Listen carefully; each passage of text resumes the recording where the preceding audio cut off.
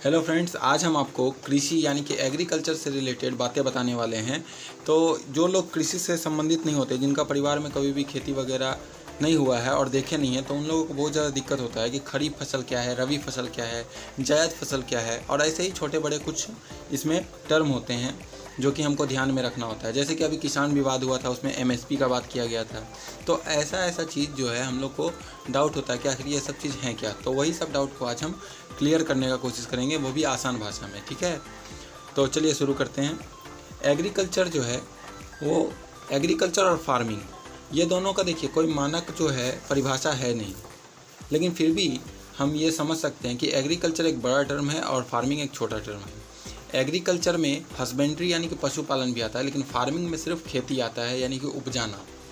अब देखिए, फार्मिंग में दो तरह की बातें होती हैं। एक होता है सबसिस्टेंस फार्मिंग यानी कि निर्वाह खेती, जिसमें हम अपना परिवार का भरण पोषण करने के लिए सिर्फ खेती करते हैं।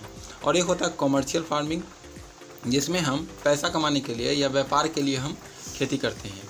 इसमें आपका क्या क्या आ जाएगा, जैसे आलू, सब्जी, फिर आपका धान वगैरह या गेहूँ, ये सब चीज़ सबसिस्टेंस फार्मिंग में आता है। और कॉमर्शियल फार्मिंग में क्या, चाय, जूट, गन्ना, ये सब कॉमर्शियल फार्मिंग में आता है। तो ये तो आपको क्लियर हो गया होगा। चलिए हम आगे बढ़ते हैं, एकदम छोटी छोटी बातें करेंगे। अब देखते हैं कि हमारा जो इकोनॉमी है उसमें कृषि का क्या महत्व है। तो देखिए, सबसे पहले इसका जो योगदान है भारत में अगर बात किया जाए तो जीडीपी का 17.8% हमारे कृषि क्षेत्र से आता है। फिर ये देखिए, यहाँ पे हमको एक बात कहने का मन कर रहा है कि भारत में जो है लगभग 50% जनसंख्या कृषि क्षेत्र में आज भी है, लेकिन जीडीपी में उसका जो योगदान है वो मात्र 17.8% है। तो ये तो बहुत बड़ा दुख का बात है। तो इसके लिए आगे बात करेंगे कि हमको क्या करना चाहिए। फिर देखिए, इसका क्या महत्व है। खाद्यान्नों की आपूर्ति यानी कि खाने पीने का कमी नहीं होता, हमको कहीं से एक्सपोर्ट नहीं करना पड़ता। फिर औद्योगिक विकास में इंडस्ट्री, अब देखिए कृषि जो है ना, वो उद्योग का आप बोल सकते हैं कि मूल में कृषि ही होता है। अगर आपका खेती होगा नहीं तो फिर आप इंडस्ट्री में कहाँ से रॉ मटेरियल भेजिएगा और इंडस्ट्री कैसे ग्रो करेगा। तो ये चीज़ आप समझ सकते हैं। फिर अंतर्राष्ट्रीय व्यापार हम एक्सपोर्ट करते हैं, वो चीज़ है एक। फिर गरीबी को भी उन्मूलन होता है, आजीविका भी बनता है, पूंजी निर्माण होता है, देश में पूंजी निर्माण होता है, यानी कि आपका जीडीपी में योगदान होता है जिससे पूंजी निर्माण होता है। फिर आत्मनिर्भरता बढ़ता है। फिर आपदा में अवसर, जैसे हम लोग का यहाँ मान चलते हैं कि बाढ़ आ गया, भूकंप आ गया, तो उस समय हम लोग को क्या सोचना नहीं है कि कहाँ से हमको खाना आएगा, कहाँ से नहीं आएगा, हमारे पास खुद का स्टॉक है। तो कृषि का ये सब प्रॉफिट है इकोनॉमी में। इसके अलावा 2-3 वन लाइनर फैक्ट जान लीजिए। ये तो मैंने आपको बता ही दिया। लगभग 50% जनसंख्या आज भी कृषि से संबंधित है। ग्रामीण जनसंख्या का 70% कृषि से संबंधित है। लेकिन दुख का बात क्या है पता है, 80% लघु और सीमांत किसान हैं, यानी कि छोटे किसान हैं। ये बहुत ही बड़ा दुख का कारण है। पेज पलट लेते हैं।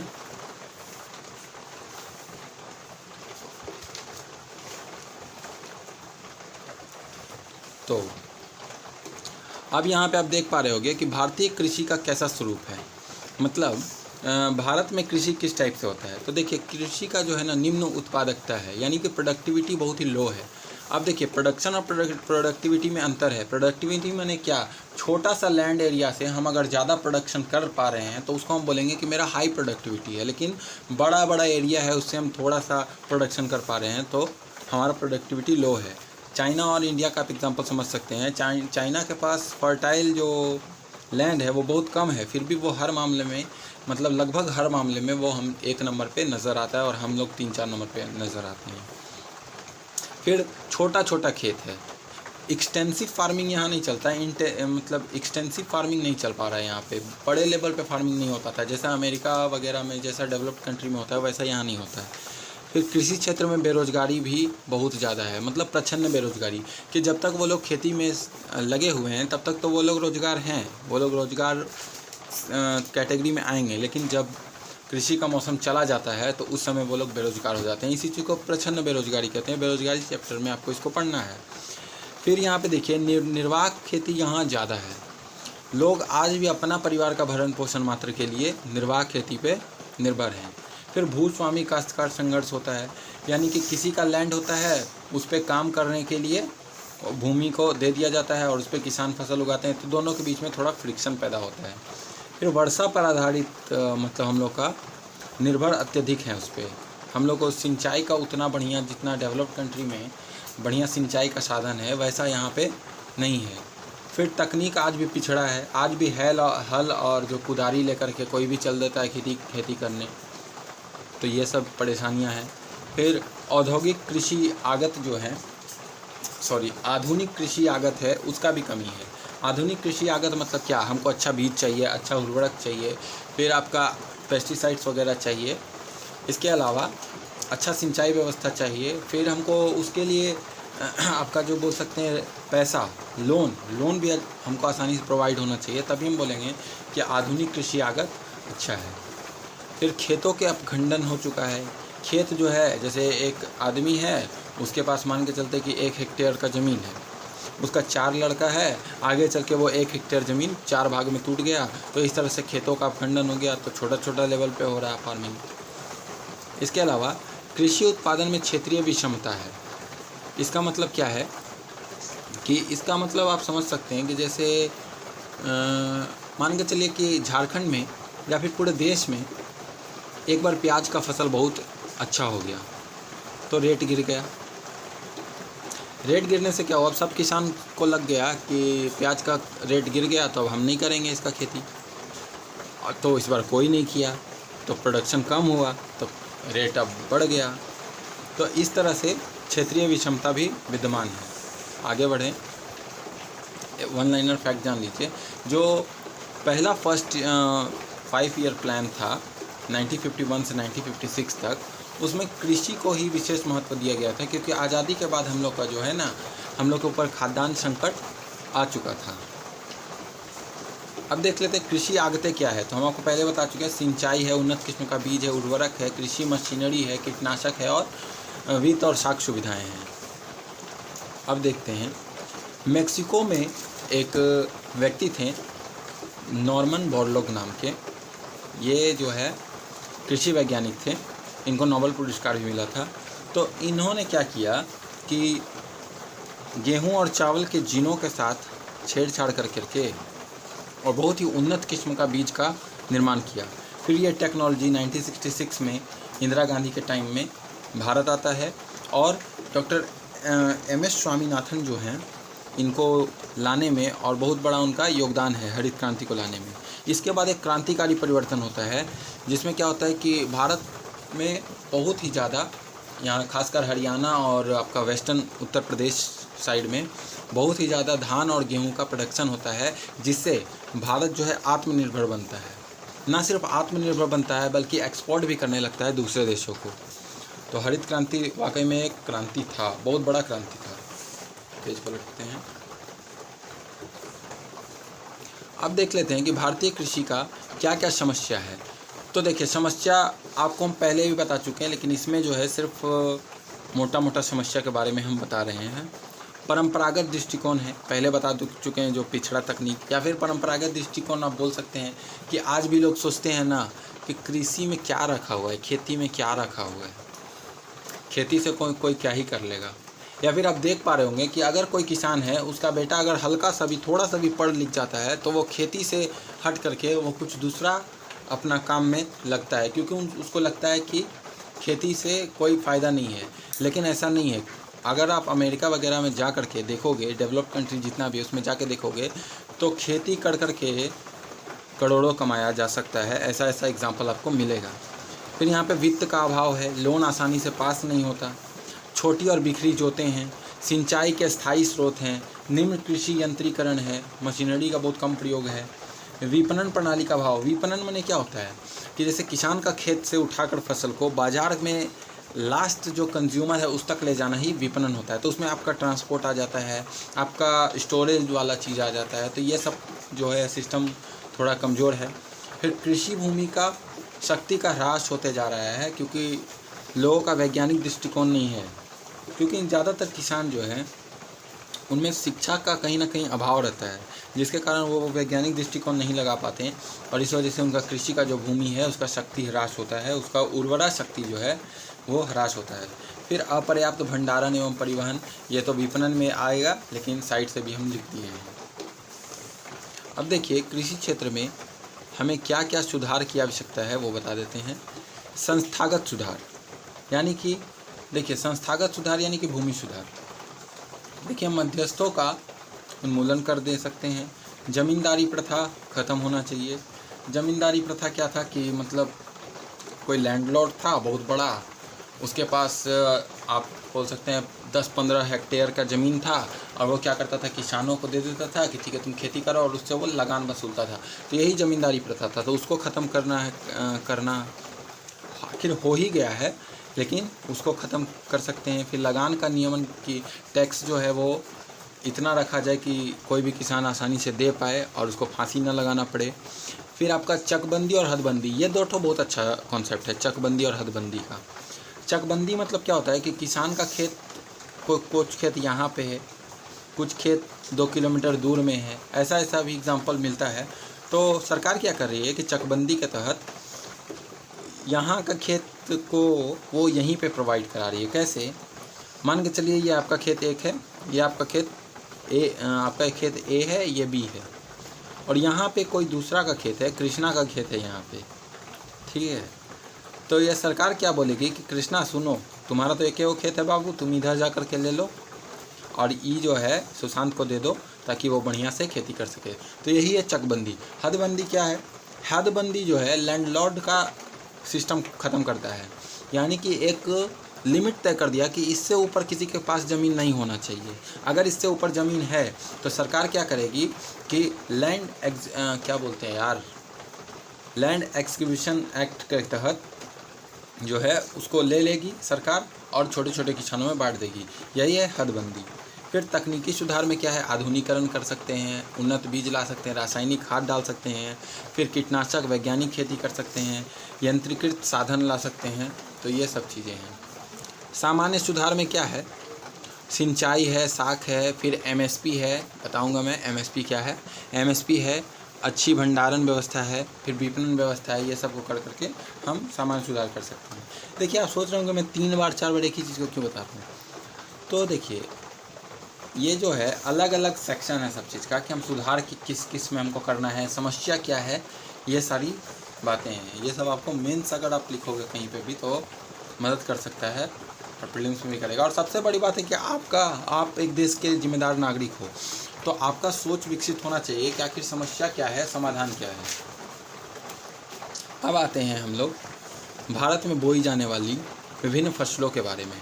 तो देखिए मेनली आपको 3 फसल इसमें आपका दिमाग का इर्द गिर्द घूमते रहता है और किताब में तो 75 बार लिखा होता है, क्योंकि आप जब भी कृषि चैप्टर पढ़ोगे पर्टिकुलरली तो आपको खरीफ, रबी और जायद से सामना होगा ही, और इतना ख़राब सामना होगा कि आप लगोगे कि आप इसको पढ़ करके इसको मार चुके हो, लेकिन ये मरता नहीं है। कहने का मतलब है ये याद ही नहीं होता है, समझ में नहीं आता। तो इसका मैं ट्रिक दूंगा आज।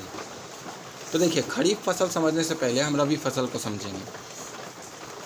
तो जो रबी फसल है उसका बुआई जो है अक्टूबर नवंबर में होता है और कटाई जो है अप्रैल से मई में हम लोग इसका कटाई कर लेते हैं। शीतकाल का फसल है, ठंडा के दिनों में इसको बोया जाता है, लेकिन पकते टाइम इसको धूप और गर्मी का आवश्यकता होता है। पश्चिमी विक्षोभ से इसको लाभ होता है। अब पश्चिमी विक्षोभ क्या है? Western disturbance. ये तो आपको क्लाइमेट चैप्टर में ही पढ़ना होगा, तो उसको आप देख लीजिएगा, मेरे ही चैनल पे अपलोड कर ही देंगे। फिर उगते समय कम तापमान और पकते समय ज़्यादा तापमान और सूर्य का प्रकाश चाहिए, ये मैंने आपको पहले बता चुका।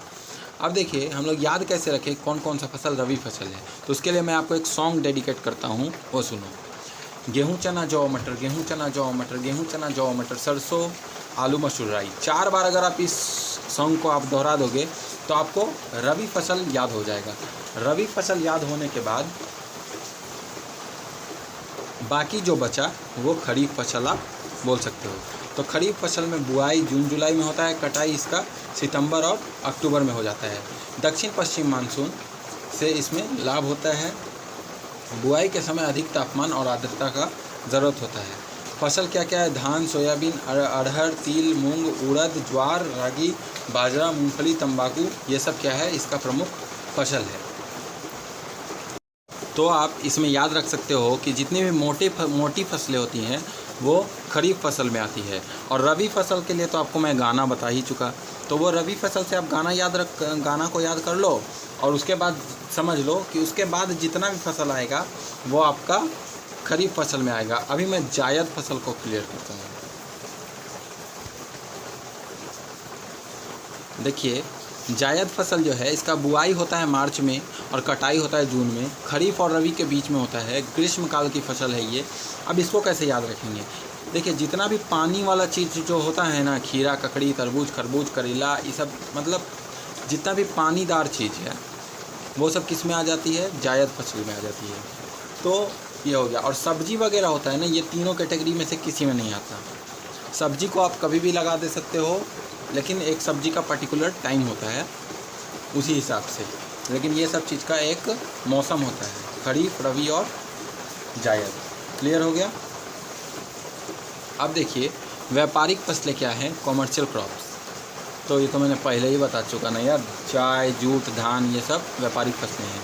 फिर है जीएम फसलें, यानी जेनेटिकली मॉडिफाइड फसलें। तो इसमें क्या करते हैं कि हम लोग किसी का जीन वगैरह के साथ पौधा भी तो मतलब कि जीवित लिविंग थिंग्स ही है ना, तो उसमें भी हम लोग जीन को छेड़छाड़ करके नया पौधा या बहुत अच्छा प्रोडक्शन करने वाला पौधा को हम लोग बनाते हैं। फिर बागवानी फसलें यानी कि हॉर्टिकल्चर क्रॉप, इसमें क्या आता है? फल वगैरह आता है। अब यहाँ पे कृषि का कुछ हम लोग टाइप देख लेते हैं। अनुबंध कृषि यानी कॉन्ट्रैक्ट फार्मिंग क्या होता है, इसके बारे में हम समझ जाते हैं। उसके बाद जैविक कृषि क्या होता है। पहले मैं जैविक कृषि कंप्लीट करता हूँ, फिर आपका इसको डिटेल से बताऊँगा। जैविक कृषि माने क्या? ऐसा खेती जिसमें रासायनिक उर्वरक यानी कि जो केमिकल फर्टिलाइज़र है उसका यूज़ ना कर करके हम लोग ऑर्गेनिक फर्टिलाइज़र का यूज़ करते हैं, जैसे गोबर खाद ये सब वगैरह से हम लोग बनाते हैं। या फिर जो धान का जो भूस होता है ना, उस भूसी बोलते हैं उसको, वो सब डाल दिया जाता है खेत में, तो वो जैविक खेती है। सिक्किम ऐसा राज्य पहला है जो पूर्णतः जैविक कृषि से लैस हो गया। देखिए, अब हम आपको कॉन्ट्रैक्ट फार्मिंग यानी अनुबंध कृषि के बारे में बताते हैं।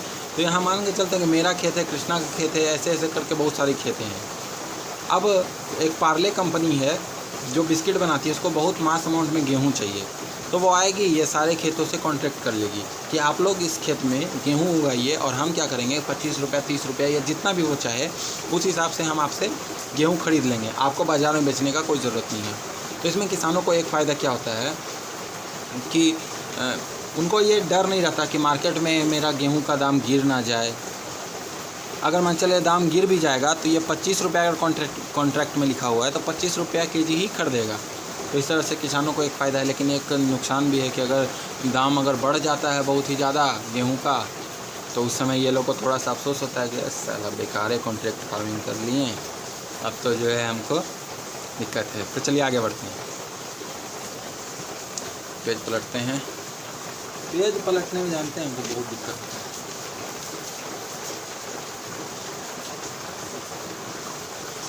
अब देखते हैं कि भारत में जो है बहुत सारा क्रांति हुआ है एग्रीकल्चर से रिलेटेड में, तो उसको हम लोग देख लेते हैं, जिसको आपको याद रखना है। अक्सर याद नहीं रहता, लेकिन आप कोशिश करेंगे कि याद रखें। हरित क्रांति 1966 में हुआ, किससे रिलेटेड था? तो फूड से रिलेटेड था, खाद्यान्न उत्पादन से रिलेटेड था। श्वेत क्रांति, इसमें देखिए पूछ देता है कि श्वेत क्रांति, इसका तो सबको याद रहता है, MS स्वामीनाथन और वो जो मैक्सिको का है बॉर्डलॉग। लेकिन श्वेत क्रांति का वर्गीज कुरियन है, ये आपको याद रखना है। किससे रिलेटेड है? दुग्ध उत्पादन से। दुग्ध जो है सफ़ेद होता है, इसलिए श्वेत क्रांति। नीली क्रांति मत्स्य पालन से रिलेटेड है। लाल क्रांति मांस एवं टमाटर। तो देखिए जिस चीज़ का प्रोडक्शन हो रहा है ना, उसी का रंग के हिसाब से इसमें लिख देता है। मांस एवं टमाटर, लाल क्रांति। सुनहरी क्रांति बागवानी, शहद और फल, यानी गोल्डन रिवॉल्यूशन जो है फल वगैरह शहद वगैरह से रिलेटेड है। फिर धूसर क्रांति यानी ग्रे रिवॉल्यूशन, रासायनिक उर्वरक से। गुलाबी क्रांति प्याज, औषधि और फार्मास्यूटिकल से रिलेटेड। भूरी क्रांति कोको उत्पादन से। रजत क्रांति अंडा उत्पादन। फिर आपका पीली क्रांति तिलहन उत्पादन। गोल क्रांति आलू उत्पादन। रजत रेशा उत्पादन कपास से रिलेटेड। स्वर्ण रेशा क्रांति जूट या पटसन से रिलेटेड। इसके बाद है सैफ्रॉन क्रांति केसर से रिलेटेड। हरित सोना क्रांति बांस से रिलेटेड। देख रहे हो, हरित सोना क्रांति, नाम तो ऐसा रखता है ना कि एकदम सुन के आनंद आ जाता है। हरित सोना क्रांति, बाँस उत्पादन, मूक क्रांति, मोटा अनाज। तो ये वाला चीज़ VVI थोड़ा याद रख लीजिएगा। मूक क्रांति जो है मोटा अनाज, क्योंकि ये सब चीज़ जो है ना एकदम अंदर में आपका बोल सकते हैं मेंटल जो है ना, मेंटल से भी नीचे कोर एरिया में ये सब क्वेश्चन रहता है, जिसको निकाल के जब दे देता है ना समझ में नहीं आता कहाँ से क्वेश्चन पूछा है। फिर बादामी क्रांति मसाला उत्पादन से, देखिए कोई सोच सकता है बादामी क्रांति मसाला उत्पादन से रिलेटेड है, हम तो सोचेंगे, मेरा जैसा रहेगा, हम सोचेंगे बादामी क्रांति जो बादाम से रिलेटेड होगा। फिर इंद्रधनुषीय क्रांति में सभी आ जाता है, सब्जी, फल, आपका फूड जो है, ग्रेन्स जिसको बोल सकते हैं, वो सब सभी चीज़ आ जाती है इंद्रधनुषीय क्रांति में। इसी प्रकार कुछ कुछ खेती जो है उसका नाम होता है, जैसे हाइड्रोपोनिक्स जो है जल में पौधा उगाने को बोलते हैं, एरोपोनिक्स हवा में पौधा उगाने को बोलते हैं, एपीकल्चर हवा में पौधे उगाने से मतलब क्या है आपका कि वो ज़मीन से दूरी पर होगा, यानी कि आप अगर बालकोनी में अपना लगाते हैं तो वो एरोपोनिक्स के कैटेगरी में आ सकता है। फिर एपीकल्चर है, मधुमक्खी को हम लोग पालते हैं शहद के लिए, वो। हॉर्टिकल्चर बागवानी, यानी बागवानी माने कुछ नहीं, फल से रिलेटेड। फ्लोरिकल्चर फूल से रिलेटेड है। ऑलेरीकल्चर सब्जी से रिलेटेड है। पेमीकल्चर फलों का प्रोडक्शन से है। हॉर्टिकल्चर, पेमीकल्चर, अरे यार आया होगा, दो नाम हो सकता है कि हॉर्टिकल्चर चलता हो अमेरिका में, पेमीकल्चर चलता हो चाइना में, तो इस तरह से नाम है, ज़्यादा कुछ नहीं है। विटीकल्चर अंगूर से रिलेटेड है, अंगूर का अगर आप प्रोडक्शन कर रहे हो तो आप बोलोगे जानते हो हम विटीकल्चर कर रहे हैं। तो एक तो मेरा दोस्त था, वो क्या किया कि ये फूल खरीद लिया, उसमें मतलब मछली पालन वो चालू किया, तो हम बोले अबे ते PC कल्चर कर रहा है, बोला हाँ, अरे भाई हाँ भाई PC कल्चर कर रहा है, तेको कैसे पता, ते भी ये कर रहा का, हम बोले नहीं हम पढ़े हुए हैं। फिर आपका सेरीकल्चर है, वो रेशम कीट से रिलेटेड है। PC कल्चर मत्स्य से रिलेटेड है। वर्मी कल्चर केंचुआ से रिलेटेड। केंचुआ क्या करता है, तो केंचुआ का तो ऐसे तो आपका मेडिकल में भी थोड़ा यूज़ है, और खेत वगैरह में ये लोग जो है ना ऑर्गेनिक जो फर्टिलाइज़र है उसको बनाने में ये मददगार होता है। और वो केंचुआ का आपको यूज़ बताएं, जापान में क्या होता है ना कि चेहरा पे फोड़ा वोड़ा हो जाता है ना, तो लोग क्या करता है केंचुआ को छोड़ देता है चेहरा पे। केंचुआ क्या करता है उसका सारा फोड़वा को खा करके अंदर का जो रहता है, छोड़िए हटाइए, अगला देखते हैं। अब लास्ट ही टॉपिक बचा है। वीडियो थोड़ा लंबा हो गया है, लेकिन डरने वाली बात नहीं है। अब देखिए, अब जिसका आपको पहले से इंतज़ार था, थोड़ा सा हम अपना कैमरा को सेटल कर लेते हैं। देखिए MSP क्या होता है। अभी आप हाल ही में देखे होंगे 2019 में किसान जो है, कोरोना का टाइम था, किसान लोग जो है सड़क पे चक्का जाम कर रहा था, तो आखिर क्या वजह रहा होगा उसके बारे में समझते हैं। तो न्यूनतम समर्थन मूल्य जो है वो जारी कौन करता है, CACP यानी commission of agriculture cost and price. ये पूरा खुल का है इनका, हाँ अब खुला, कॉस्ट एंड प्राइस। तो ये MSP जारी करता है। बेसिकली MSP होता क्या है कि सरकार जो है किसानों को एक रेट फिक्स कर देती है कि हम आपका अगर आप धान है तो धान इस बार हम 25 रुपये kg ले रहे हैं। अब चाहे मार्केट में वो दाम बढ़े या घटे उससे कोई मतलब नहीं है, सरकार 25 रुपये kg ही लेगी। और सरकार क्या करती है, उसको FCI के गोदाम में डालती है, फूड कॉरपोरेशन ऑफ इंडिया के गोदाम में, और वहाँ से जो PDS सिस्टम है, जो आपका 2 रुपये किलो चावल, 1 रुपये किलो चावल ऐसे आता है, उसमें वहाँ से देती है। तो इस तरह से MSP को हम समझ सकते हैं। साल में इसका 2 बार प्रोडक्शन होता है, खरीफ और रबी में। कुल 24 फसलें इसके अंदर में आती है। गन्ना नहीं आता है, ये आपको याद रखना है कि MSP के अंदर में गन्ना नहीं आता है। किसानों का समस्या क्या था, देखिए MSP जो है वो चला आ रहा बहुत दिन से, लेकिन 2019 में क्या हुआ कि मोदी जी एक बिल लाते हैं और बोलते हैं कि किसान जो है अब अपना जो प्रोडक्ट है वो MSP पे भी बेच सकते हैं, जो सरकार MSP जारी करती है उस पर भी बेच सकते हैं, या फिर किसान अपने मर्ज़ी से उसको लोकल मंडी में भी बेच सकते हैं, यानी बाज़ार समिति में बेच सकते हैं, मंडी जिसको बोलते हैं, या फिर किसान जो है अपना रोड का बाहर, अपना घर का बाहर भी उसको बेच सकते हैं।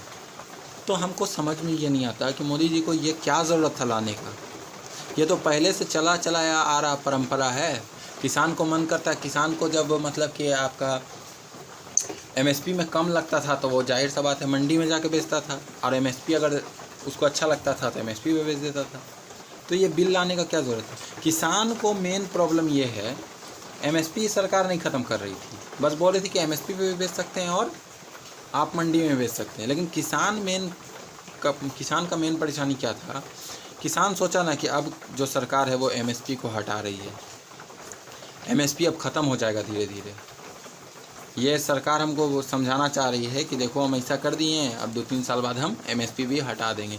लेकिन ऐसा बात कुछ था नहीं, लेकिन किसानों को गलतफहमी हो गया था, और गलतफहमी जायज़ भी था, क्योंकि ये तो होते आ रहा है। फिर आपको बिल बनाने का उसका क्या ज़रूरत है? सरकार को एक ऐसा नियम लाना चाहिए कि उसमें जो मिनिमम सपोर्ट प्राइस है उसको ऐसा फिक्स करना चाहिए, पत्थर का लकीर कर देना चाहिए कि हम बोल रहे हैं भाई कि भारत में 25 रुपये केजी से नीचे गेहूँ नहीं बिकेगा, तो वो कहीं पे भी नहीं बिकना चाहिए।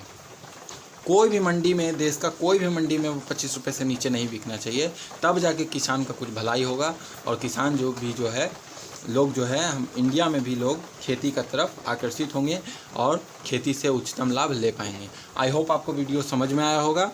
समझ में आए तो लाइक करें, चैनल को सब्सक्राइब करें। अभी तो हमको पता है कि चैनल पे बहुत कम व्यूज़ आ रहे हैं, तो देखते हैं कब तक कम आता है। हम तो भाई वीडियो बनाएंगे, अगर एक भी अगर व्यूज़ आएगा तो भी बनाएंगे, एक भी नहीं आएगा तो हम खुद देख लेंगे, उसके बाद बनाएंगे। तो थैंक यू गाइस, आज के लिए इतना ही।